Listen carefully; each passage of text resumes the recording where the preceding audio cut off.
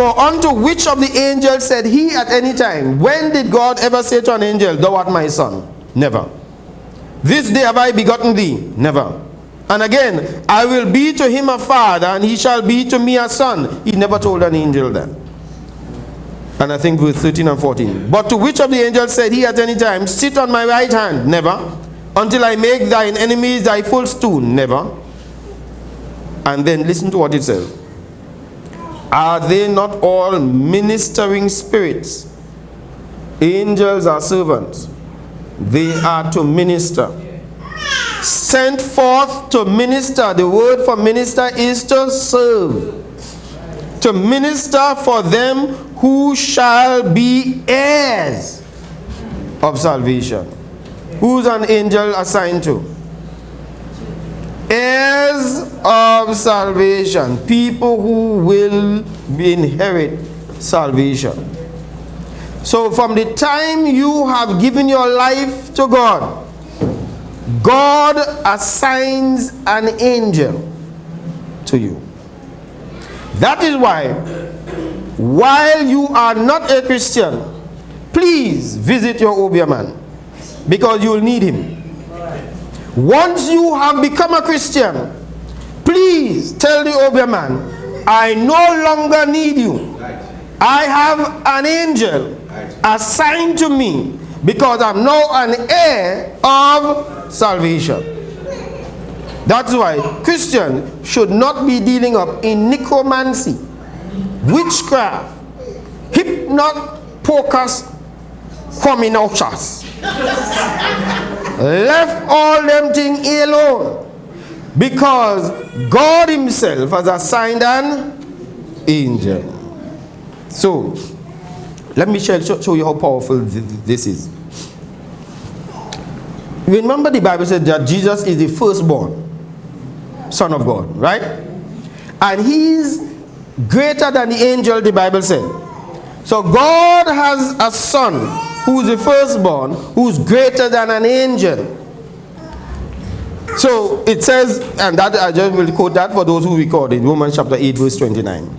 For whom he did foreknow, he did predestinate to be conformed to the image of his son, that he might be the firstborn among many brethren. So he's the firstborn. But hear it. But as many as received him, who is he talking about? You and me. For as many as received him, I'm now down to John chapter 1 verse 12 and 13. I know I'm running a little bit fast, but all right. John chapter 1 verse 12 and 13. But as many as received him, to them gave he power to become the sons of God. Now if Jesus is higher than the angel, and Jesus is the firstborn, and he says he has given those of us who receive God power to become the sons of God, what are we to the firstborn? Brothers. Right. So if therefore the son is higher than the angel and he's the firstborn, then that means we are what? Higher than the angels. But I want to just put in a little caveat there. We are higher than the angels. Therefore, that is why we should not serve the lesser. We should serve the greater. Right. So therefore, this is why the angel ministers serves us. That's why we now become the sons of God. And therefore, which will become the sons of God, even to them that believe on his name, which were born not of blood, nor of the will of the flesh, nor of the will of man, but of God. So therefore, but let me tell you, while we are sons, we are higher than the angels. But listen to this. That counters that. Psalm chapter 8, verse 4 and 6. 4 through 6.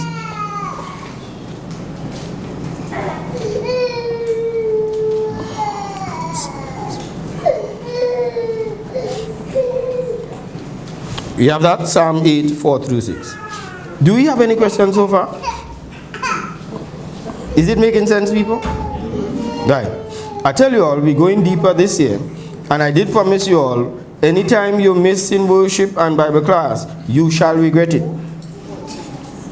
Yeah? Because you're going to miss out some powerful lessons, because we are going much deeper than we used to.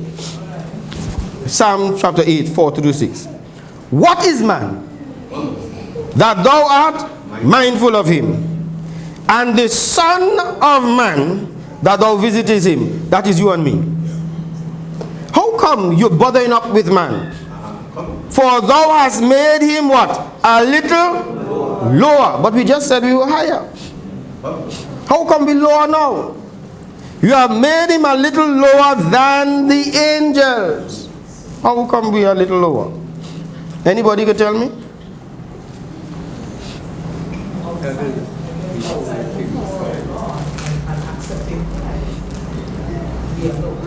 Outside, okay.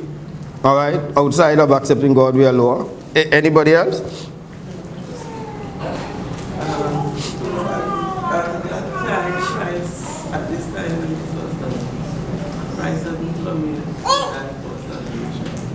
Okay.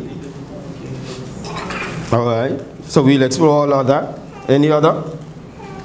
Well, I know the Facebook people didn't hear you, but what was said? One was saying that outside by Christ, we are lower, and you were saying that right, okay, all right. Here's one. Angels are spirits. Thank you.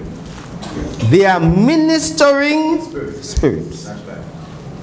You and I have flesh and blood. That's right. So we are a little lower than the angels, because we will die. Yes. Angels never does dead. Yes? So that is the grounds that we are a little lower than the angels. That's right. Angels never get married nor given in marriage. We get married and given in marriage. Why? Because we have gender, male and female. Angels are genderless. They cannot get into a relationship with each other. So they do not multiply. But they are always quoted in the masculine. Yeah? Go with me? They will never die, and they never multiply. If there were 10 angels created in the beginning, since in Genesis, there are still 10 angels only around. Yes. When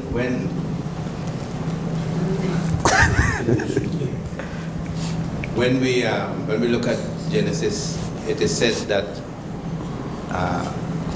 the sons of God came unto the daughters of men. Yes. And they had children. Mm-hmm. And we have individuals who say that those that were considered to be sons of God Mm-hmm. were angels. Okay.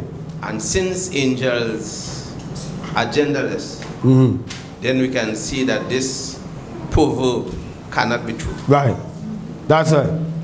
And this, God's word never contradicts itself. That's right. Right? So, angels never had sex with humans. Yeah. You see, they don't need that pleasure. So we write that off. So, that is how he has made us a little lower than the angel, and has crowned us with glory and honor. Thou madest him to have dominion over the works of thy hands. Thou hast put all things under a man's feet. Yeah. So, once we have become saved, our rank has changed. So, one of the things that angels do for us is that they bring us good news. Second, here's what angels do. Angels protect you. This is why I'm saying you don't need all of this simmy-dimmy. You could afford not to go to no graveyard in the night, midnight. You go to God and you ask God for your protection. Now don't get carried away.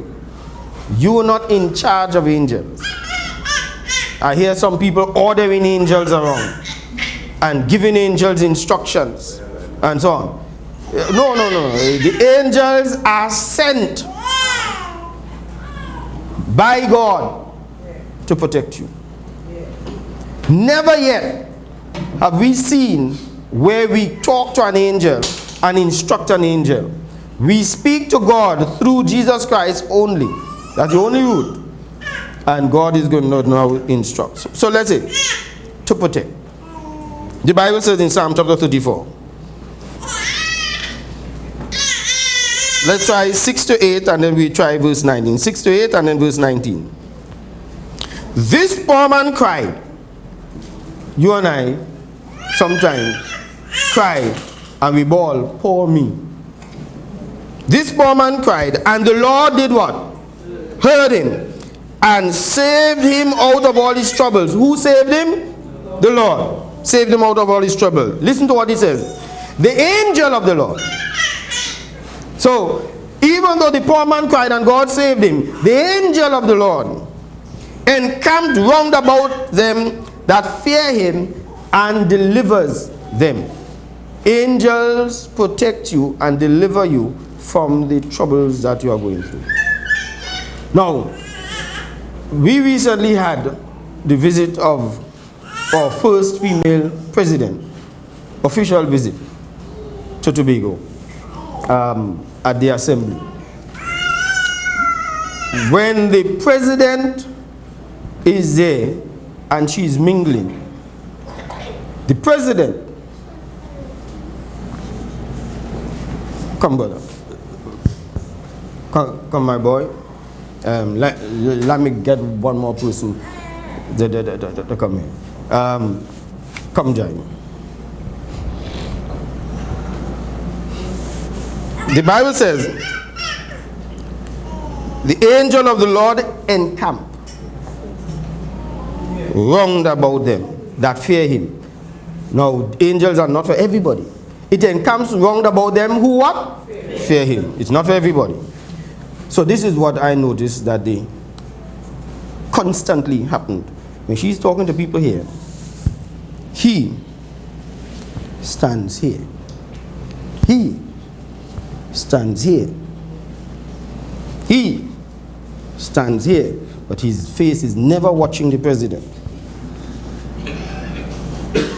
They are watching for anybody who's going to humbug the president. They encamp around her. This is called, in the US, when they do that with the president, a bubble. So they create a bubble around the president. When she moves, they move. So that's the bubble. And sometimes your aide is going to be in front of there. So you are never, she's always encamped around. And when you try to get close and people try to shake their hand, you need to get permission to shake her hand. Because she's encamped around. What the Bible says is, when you cry, this poor man cried, and the Lord heard him, and will deliver him from his troubles. The angel of the Lord is going to encamp around him, those that fear him, and will deliver them. The people around the president have sworn to give their life to protect the president. You ever watch some of those movies? That somebody shoots the president and the person jumps in front of the bullet and take it? You have to get real money to do a thing like that. But that's the level of commitment. You change your mind now, you know?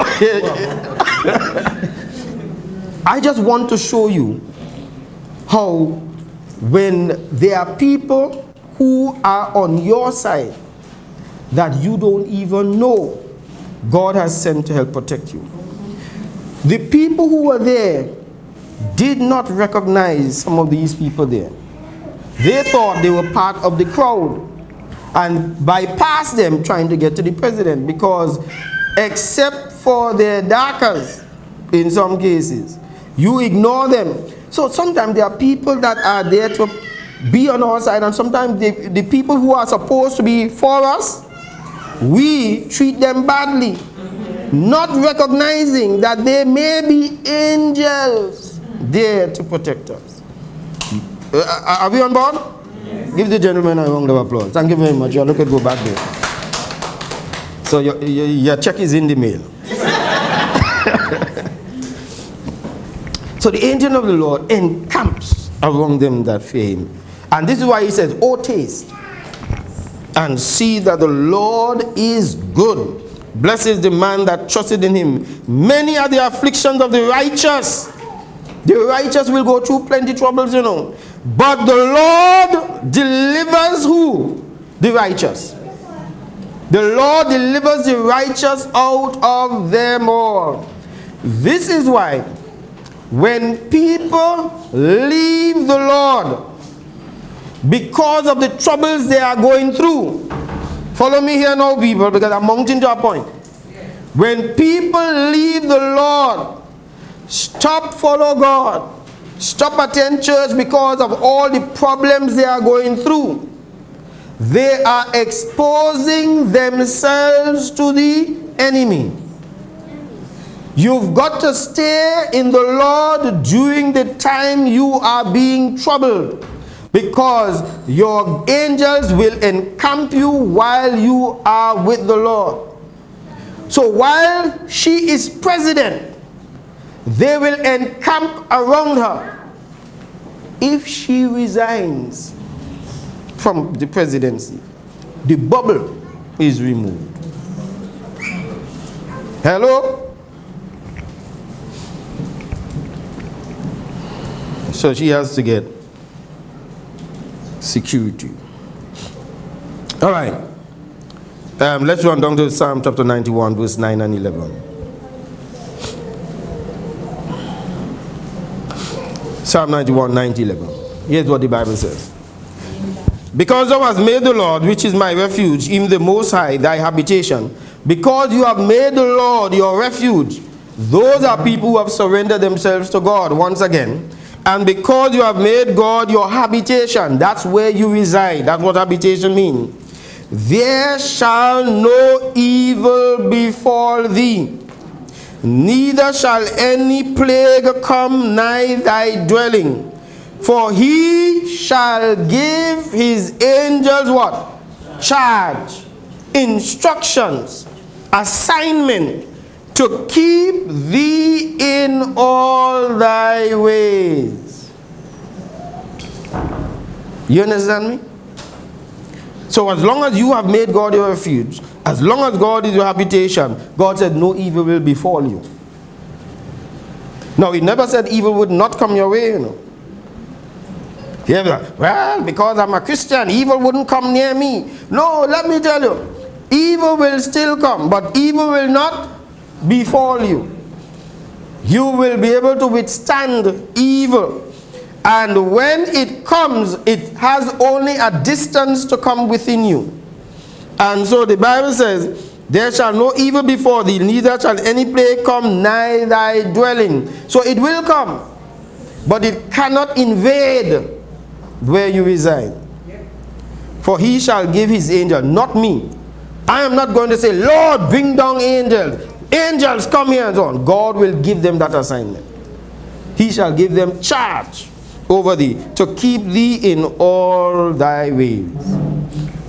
Running. How many have I given you so far? 2. Third responsibility of angels is to get rid of your enemies. Chase them. Hello? Anybody have any enemies that they need some working on? Hello? All of us have some people that drive us up the wall. Some people who test our faith. Some people who rub us the wrong way. Some people who make it hard for us to love. The angel's responsibility is to chase enemies away and persecute them.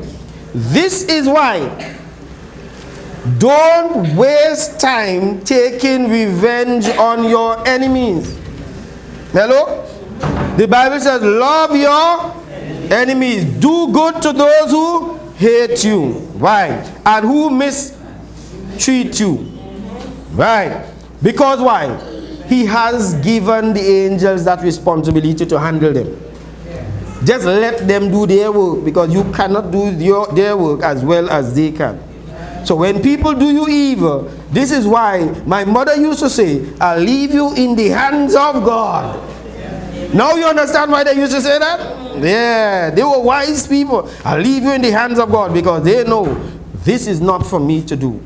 The Bible says, vengeance is mine, I will repay, said the Lord. There are some people who really need God to deal with them. So, Psalm 35, 1 to 6. Psalm 35. Plead my cause, O Lord. This is almost like a lawyer going and advocate in a court. Plead my cause, O Lord, with them that strive with me.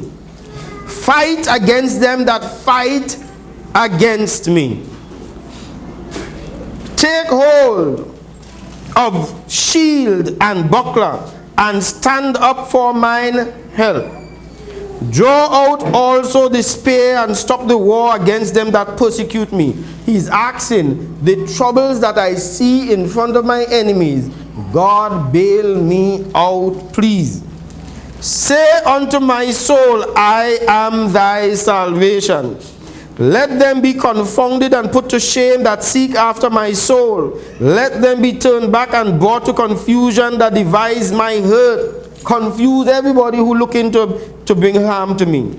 Let them be as a shaft before the wind. And here's what? And let the angel of the Lord chase them. Let their way be dark and slippery. Not only dark, but let them run in the dark while your angel chasing them, and put some oil on the ground. You understand? So that they will fall and not rise up again. Let it be dark and slippery, and let the angel of the Lord persecute them. That's the purpose of angel. So half of your work done. Don't mess with your enemies. Leave your enemies alone. Angels will persecute them. Angels will chase them, and chase them in darkness. You know, one of the things when men came to interfere with guests that came to visit Lot, you all remember that story? They were homosexuals, and they asked, bring out the men that came to you. Those men were angels. And they said, bring out the men that came to you. The angels grabbed Lot, haul him back inside of the house, and say, stand back, we will now take it from here. Hello. What did he strike them with? First thing, blindness. That's why, darkness.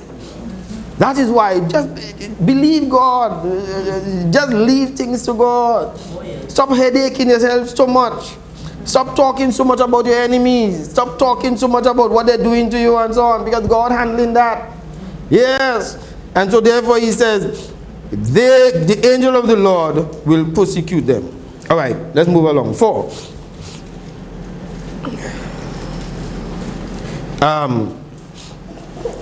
There are things that keep you back from serving God, that the angels are there to remove it, to allow you to be able to serve God properly. This is why when we make so many excuses why we can't serve God, why we can't live a good Christian life, you probably have not put your issue to God to allow the angels to remove that. So, hear it. Acts chapter 5, 18 to 21. These are the people who are in prison, and laid there their hands on the apostles and put them in a common prison. But the angel of the Lord by night opened the prison doors. Why? They are in prison. They cannot go and do the bidding of God because they are locked away. And the angel opened the prison doors and brought them forth and said, go and stand and speak in where? The temple. When God releases you of your situation, he's really hoping that you will just go and do his bidding. Sometimes God bails us out of a tight spot. Follow me now. sometimes God bail us out of a tight spot. And we never saw that God bail us out of a tight spot in order to be in a position to serve Him.